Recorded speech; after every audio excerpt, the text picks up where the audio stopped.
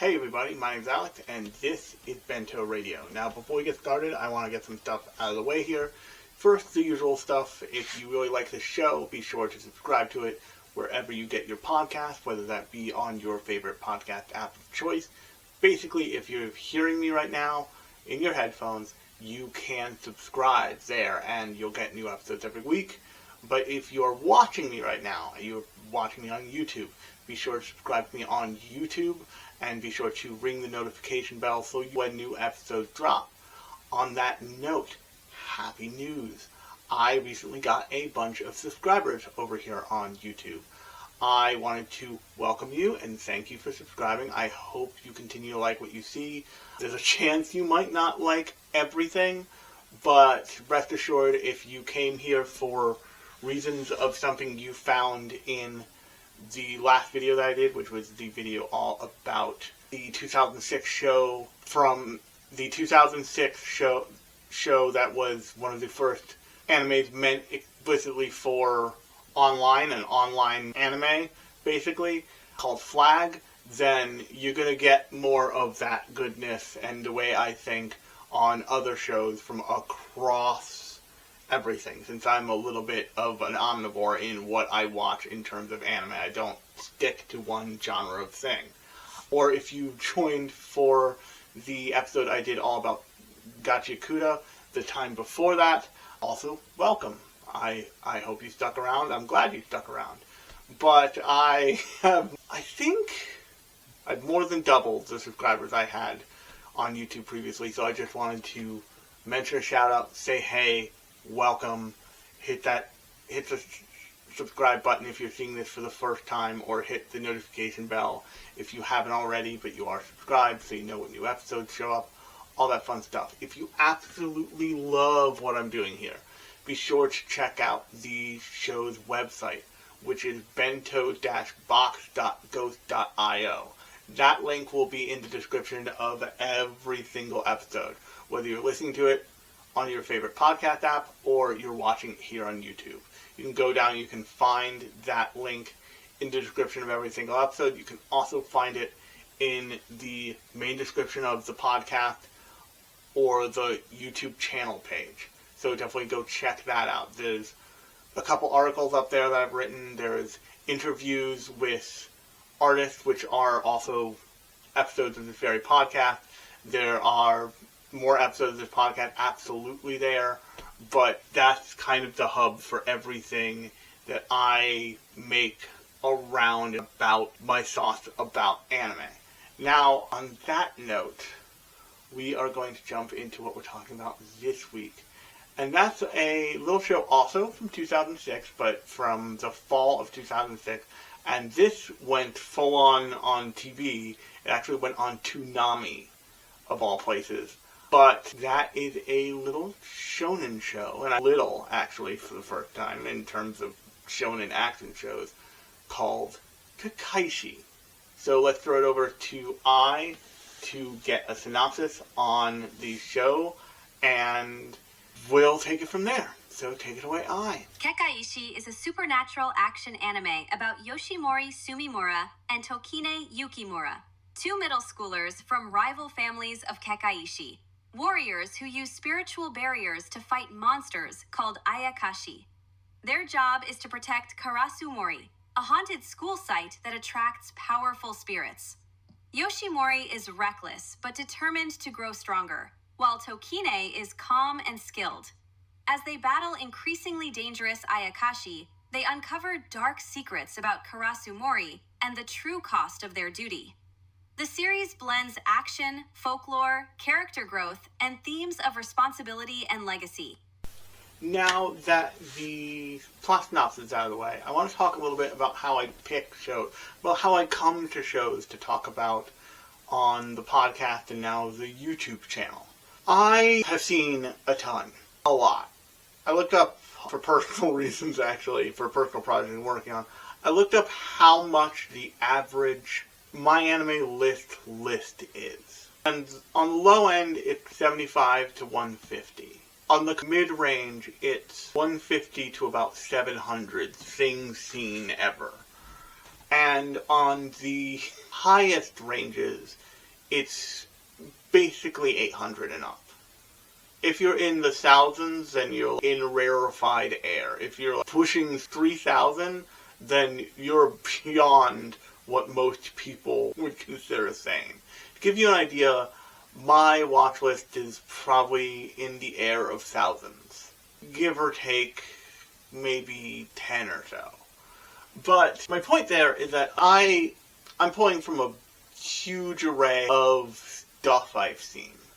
And doing that lets me make weird connections in my head. Connections that lots of people would make if they had that vast of a watch list to pull from. Oftentimes, I'll think about shows like I did in this case as being like, oh, this show came out in the same year as this show. What does that mean? Oh, this show came out in after these other shows came out, or after this movie came out. What does that mean? And in the case of Kekkaishi, that really, it surprised me how that showed up after the fact. And this show is, in terms of shonen action shows, this show is pretty small scale. It takes place largely in one location, and it only runs for about, I believe, 52 episodes. And that means that it has a tightness that we would only come back to around now. And what that kind of tightness does is it helps it with several things. It helps it from being too bloated. Even the kind of shonen great shows, Yu Yu Hakusho, for example, of which this show draws a lot of inspiration, actually. It's not quite as gruff as Yu Yu Hakusho, but it feels like the supernatural shonen battle thing that clearly is taking pointers from Yu Yu Hakusho in lots of ways, both large and small. But as well as a couple other things, but we'll get to those in a second.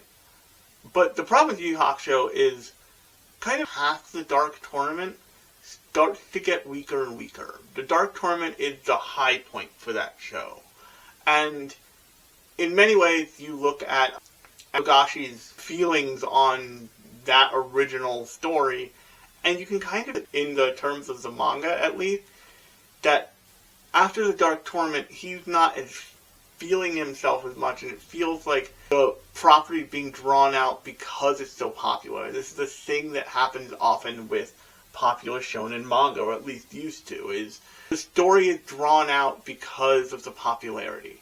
Not every creator, in fact, very few creators, are like Oda, who has this big grand master plan that is going to take thousands of episodes to complete. Many people have contained stories that they want to carry their characters through, and good storytellers have an end in mind, like have an end point. But popularity and like the machine that popularity creates in terms of entertainment, not even anime, but entertainment, necessitates that stuff keep going. It's pretty common knowledge that Toriyama wanted to end Dragon Ball Z with the Cell Saga, but that thing got out of hand. It got too popular for him to end it, and so it was drawn out, and it eventually came to like where we are now, like Ball Super and the most recent one where they turned Goku into a kid for the second time ever, but like the third time in the entirety of Dragon Ball as a property, and do a whole different thing with him.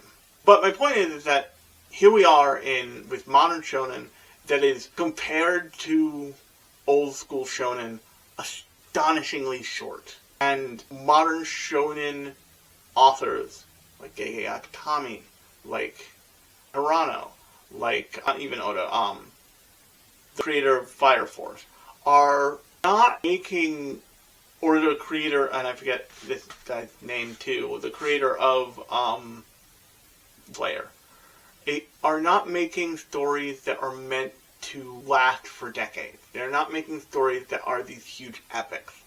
And it's not that these stories are any better or any less, they are just more contained, because they have an idea of how they want to tell the story.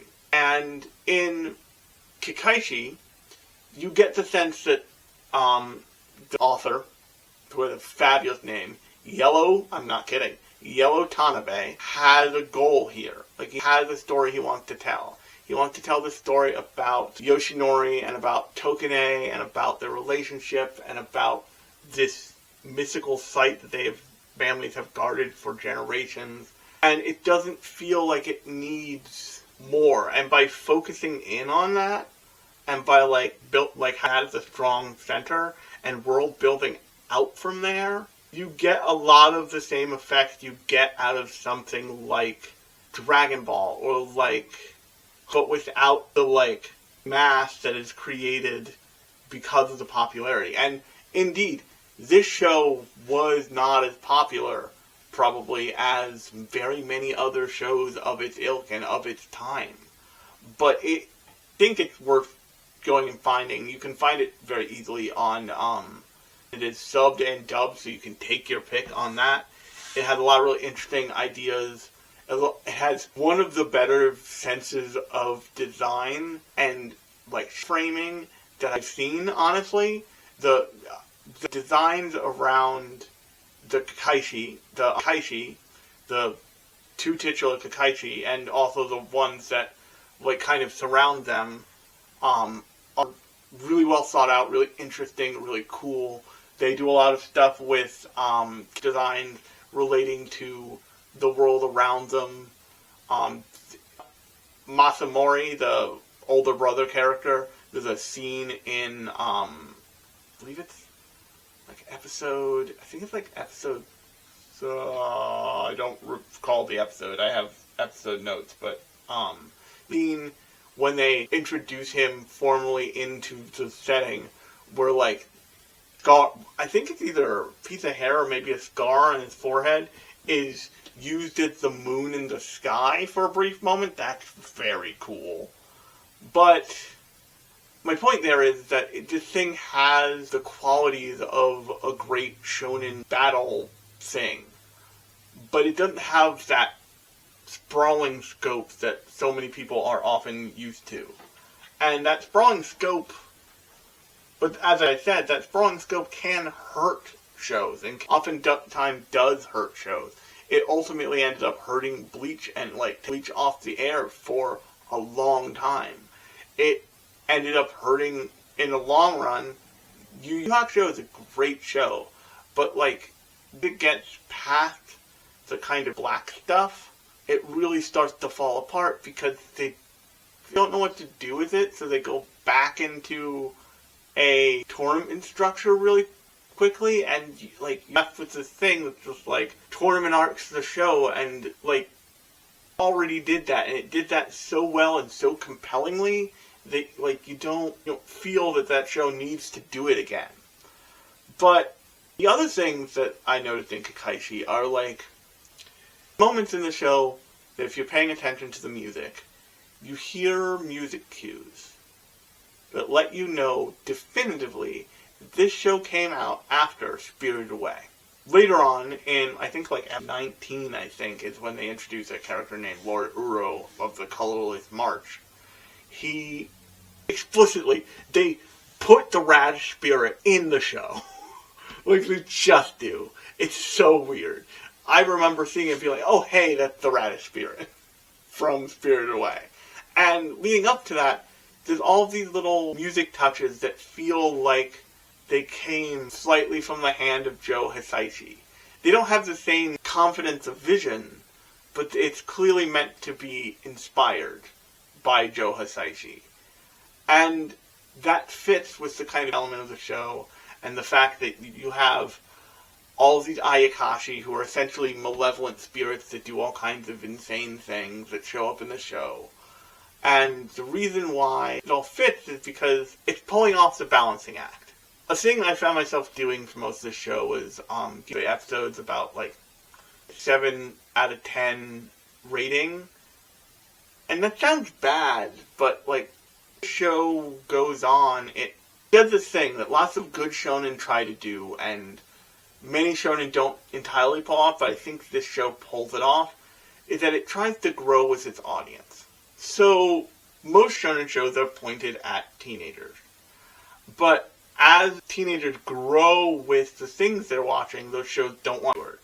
So eventually, they try to work in more complex things, and they try to show that they trust the viewer more to, like, work through complicated feelings about what's happening in the show. And slowly at first, and then almost all at once, this show tries to do that.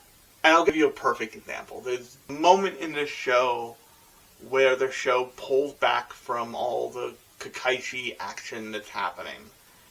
And it's just a kind of rom-com episode about the two main characters. And they set these characters up as childhood friend characters where they both have some level of feelings for each other, but they're not, but only is, like, with it, Tokine is just kind of live her life, and thinks about Yoshimori as, like, she grew up with, and, like, her little brother, because he is, I believe, a year or two younger than her. A year younger than her. But in that episode, it's the first time the characters have these marks on their body. These, like, symbols that show up like tattooed squares on their body somewhere. In Yoshimori's case, his family, they always show up on their palms. In Tokine's case, it shows, like, above her left clavicle, and they show you where these marks are very cleverly with the previous generation of Kekkaishi, like grandfather and Tokine's grandmother just shows off the mark, and, like, she pulls her kimono to the side, and, like, you see her, like, wrapping, but then you see the mark. So what the show's doing there is it's telling you, like, that's where Tokine is. And for much of the show, you don't see it. And then all of a sudden, they have a bathing scene in this show. And it's steamy and, like, you're from, like, the cleavage up, basically, and you see the mark. And that reconfirms the thing you already knew as a viewer, but it also gives you the understanding, like, oh yeah, it's not just doing this, she is part of her family, like, she is part of the family. It's not like she's adopted. It's not like you see that shot and it's not there and you're like, what's happening? They do that as an excuse to prove consistency, not just to give you the bathing shot, but also to give you the bathing shot. But at that point, you start to see Yoshinori more often you've seen Yoshinori at this point in street clothes, not just in either his school uniform or his Kekkaishi, like, uniform. At this point, you haven't seen Tokine in anything resembling street clothes or casual clothes. At that point forward, you start to see Tokine in a more casual setting where the camera has a more casual lens. And really, at least from what I've seen, the bath scene is the only time the camera focuses on her in any way that's, like, to even come close to feeling, like, lascivious or, like, and to me what that said was where the show and the story is marking this as a point of, like, going further into these characters' interiority, where, like, characters are growing the way teenagers grow. We want to show that somehow, and we want to develop the characters more over time. And this, once again, this show is not like an episode shonen. I think this show is shorter than Toriko, which is wild. I think Toriko is in, like, it crosses the 100 episode mark. This show doesn't do that. The show is strictly 52 episodes, I believe. And so they don't have that much time to play around here. Like, episode has to be doing something to be advancing the story or building out the world for the purposes of advancing the story. There's episodes that feel like filler episodes. But what they're doing functionally is they are expanding the feel of what's happening. So a perfect example of this is there's an episode where there's a ghost who's a pastry chef. And there's a side gag in the show where is obsessed with baking cakes and baking. And they use this as a way to explain how ghosts work in this world. And ghosts are, and from that point onward, ghosts aren't just like there's one hanging out in, like, a cherry tree in the courtyard of the school. Ghosts become not only, like, part of storylines, but that Patissier ghost hangs out and shows up every once in a while and like helps her with his cakes. And then they do the episode where they show a ghost, you know, to the other side, like completing unfinished business and crossing over to the other side. And they show that aspect of it. They're not using... And once again, this is because they don't have the time to do it. They're never using what feel like filler episodes to just be filler, to just spend time with the characters. There's, I believe it's like episode 2, somewhere around there, called, Day in the Life of Toshinori, which is the youngest brother of the family's, life. And what they do there is they do their life and they shift perspective onto the youngest in that family. And from that, they show that, he Kekkaishi abilities too. The onus doesn't fall on him because Yoshinori's still alive, and Yoshinori is the chosen family heir. The onus to protect the fragrance of, I think it's called, Hanam, I believe it is. Let me look that up for a second here, because I want to get that right. Is called, Kanasamori. The Kanasamori site, the onus to protect that falls on him. Doesn't fall on his older brother, Masamori. It doesn't fall on his younger brother, Tasamori. It falls on Yoshimori. That's an insane alliteration. That's a real common thing in, manga. Just, usually get through a family tree, basically. But, whatever. And so in case Masamori it's very kind of not being the one, so to speak. And so he goes off and does his own thing, and he is meaningfully older than the rest of the cast who aren't explicitly, older adults or, Yoshimori, their dad, who can't see spirits at all. They are 7 years older than Yoshimori. So there's a lot of distance there. There's a lot of bad, not great history there. Yoshimori doesn't like the fact that, Tokine idolizes. At least she believes she idolizes Masamori because he's an older male role model to her. And she's like, oh, you seem so cool and interesting. And the way that you would think somebody is cool and interesting when you were 10 and that person was 17, or when you were 17 and that person was 25.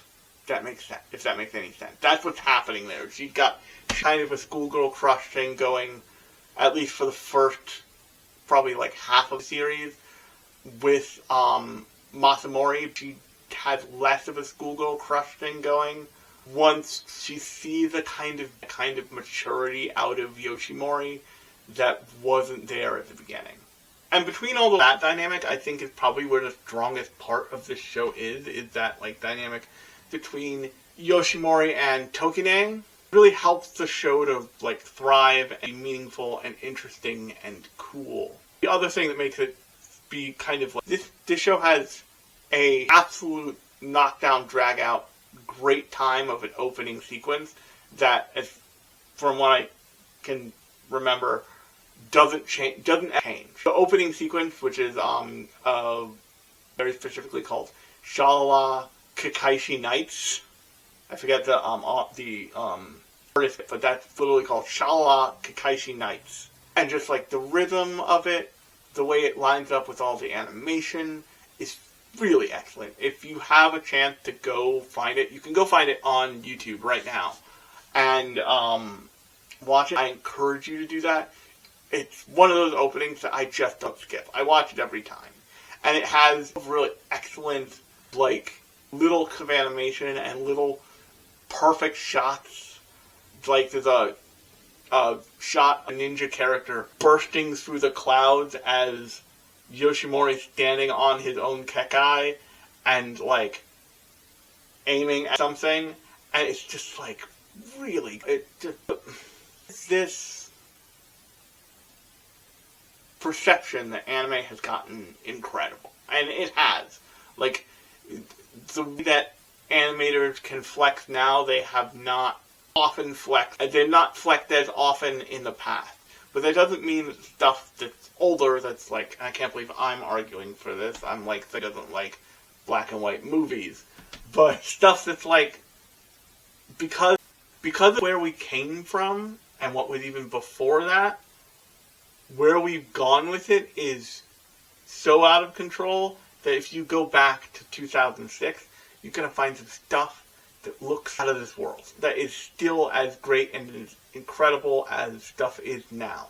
Now, I will say, there are moments in this show where I looked at still drawing, I'm like, ooh, a lot of choices with fabric wrinkles at once. But by and large, the thing that helps them get away with that is the sense of character design and the sense of world design is so good. But kind of the same vein as Shaman King is. Shaman King had an incredible sense of design to it. This show also has that.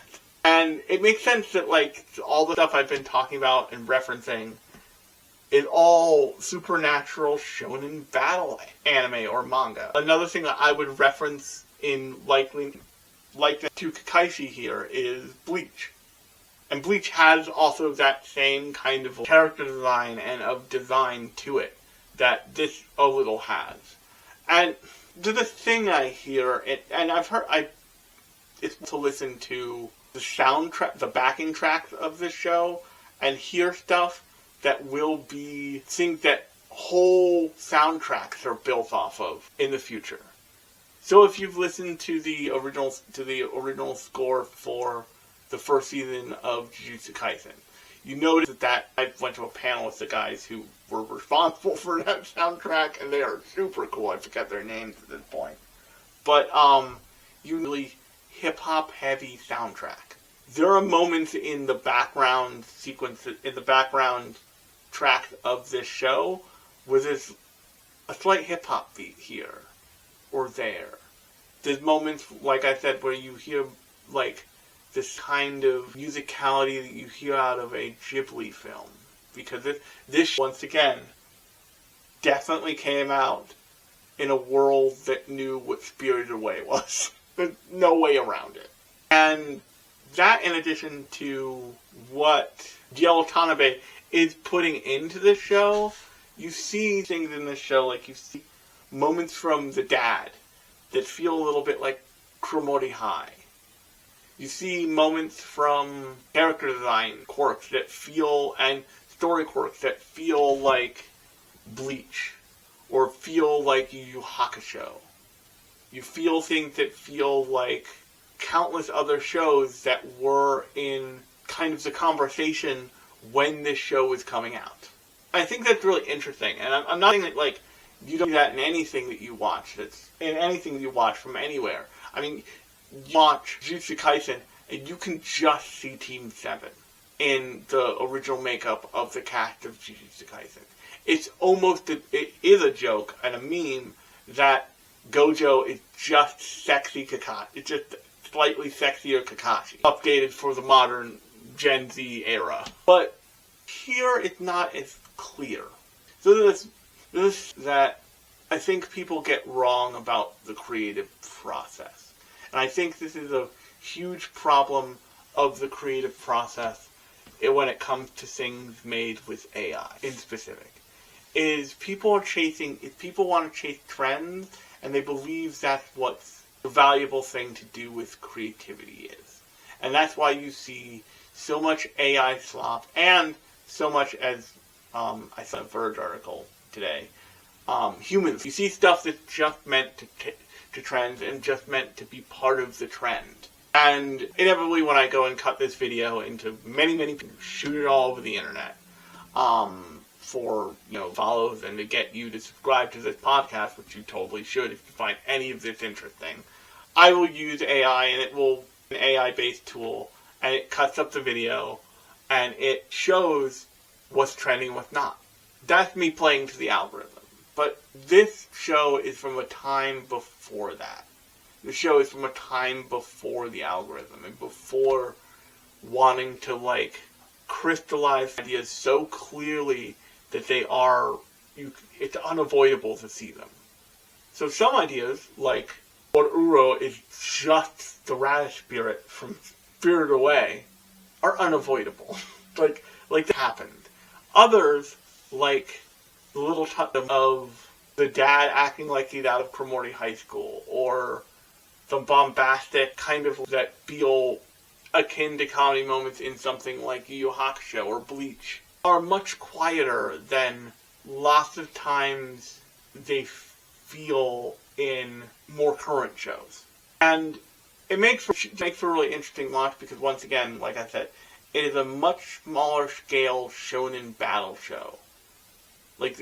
When episodes where they're dealing with Lord Uro and he's up, it's the first time the show meaningfully leaves the Kanasumori site or the town that the Kanasumori site is in. Up until then, running around their town, they've been in the school in the same setting over and over and over again. And there is lots to be said about saving them, creating a environment that you want to use to death. But the other thing there is that by not having to reinvent the wheel, not having to move settings every time. When you do move the setting, when Yoshinori and his grandpa go with Lord Uro to the Color's March, it's intensely noticeable, but also it lets you drill down on what you really want to focus on. It felt in watching this like Yellow didn't want to focus on complex story structure or restructuring the story or transitioning out of one thing into another. He wanted to focus on this one thing. And there are arcs in it. There is different stories. They introduce different characters. People show up to mess with them. People leave. All that stuff. But by one setting, by picking a very small amount of setting, you get to drill down on the characters in a way that not other shows don't do. Don't get me wrong, Yu Yu Hakusho drills down on all the characters really, really well. Same thing with those stories, same thing Hunter x Hunter, Dragon Ball. They all do drill down on those characters, but the difference is you do that in relation to the story, in relation to the way the story changes. And, how should I put this? You feel Goku also feels like a force of nature. You feel he feels like a force of nature.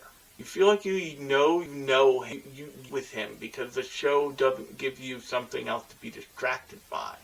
The mystery he's solving is one you're solving at the same time. You don't have this, you don't have as much of an ever-present kind of eye-in-the-sky viewer perspective as something like Bleach or something like Piece. Where One Piece will spend entire episodes just on, what Greater Worlds is doing. They released that special on, with the girl in the, Bleach Fan Letter is what it's called. It's on Netflix. It's hell. But the perspective pretty close. Even when it shifts to different characters, you're still pretty close to the main character, or the main characters, in terms of Yoshinori and Tokine. That the lack of wandering gives you the fact that lets you appreciate it, and lets you see the growth of Yoshinori, the character, see the growth of Tokine, the character, in a way that you don't always get. And anytime you see a small thing, that's a choice. People could blow it out to be this whole big, huge thing, but it's not because they don't think they could do that. It's just because as storytellers, that's not what they're primarily interested in. What I see Yellow Tanabe interested in the original making of this show, of property is, and manga especially, is he's interested in telling not just a shonen action thing, but telling a shonen action thing with a romance element that isn't as surface level as something like Bleach, as something like Naruto, as something like Dragon Ball Z. A thing that drives me nuts about shonen action shows is that they are so focused. that at some point they realize, like, oh, character has to have a love interest. I don't know. Boom. You know, made an entire movie for Naruto, recontextualizing Naruto and Hinata to be a whole different thing. They basically retconned everything. And, like, that's not within people's right to do that, but it's like, I remember seeing that movie, I think it was called Naruto the Last, and it is, like, a story of Naruto and Hinata before they get married, in the very end of the kind of Naruto story. They get married and they have kids, one of which is Boruto. And then Boruto happens, because things can never die, but whatever.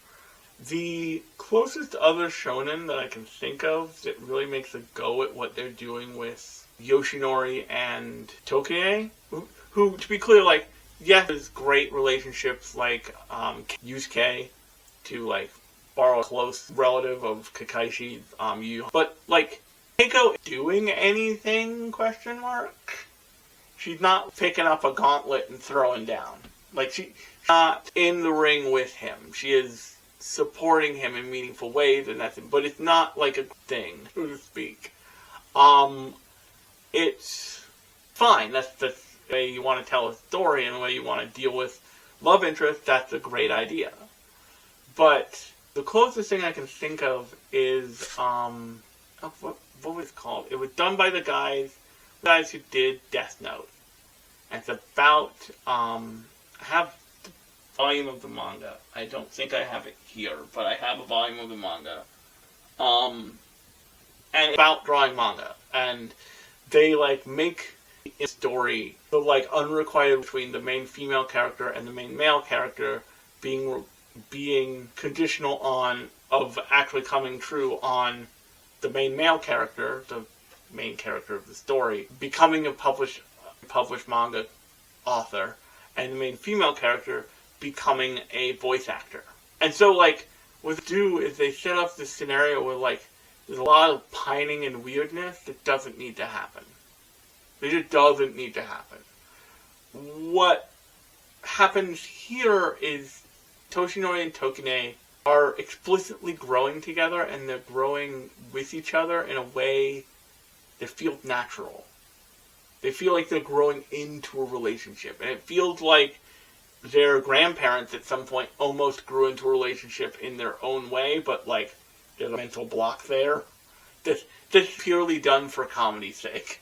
But with a shonen show, they both having Yoshinori come to the realization of, like, I care deeply about Tokine, and like, all of what he's doing is to protect her. Where she comes to it is when she sees him mature, and she sees the changes in him, and she sees why those changes are there. But my thoughts on Kekkaishi. If you want to watch it, you can go find it over on Crunchyroll. This is actually where I'm gonna leave it. Hey, I hope you enjoyed the podcast, and if you did, be sure to subscribe wherever you're listening or watching. If you're listening to it on a podcast platform and they allow you to give a 5-star review, be sure to do that. If you're watching this on YouTube and you really liked what you saw, be sure to subscribe to the YouTube channel and like the video. In addition, if you want to make sure that you don't miss a beat, be sure to hit that notification bell so you know when new episodes drop. But if you're wondering, they drop every Thursday night Eastern time. And on that note, if you really love the podcast and you really love what I'm trying to do here, be sure to give the website a look. That website is bento-box.ghost.io. There will be a link in the description of either this podcast or this video. It'll also be linked in the description of the entire podcast on the information page. It'll also be linked in the description of the YouTube channel. So there's plenty of ways for you to get to that website and check it out. If you want to follow me, my social links are also listed in the footer of that page. So once again, go over there to find that stuff. But I hope you liked the episode. I look forward to talking to you next time. But until next time, I have been Alex. This has been Bento Radio, and I'll talk at you later.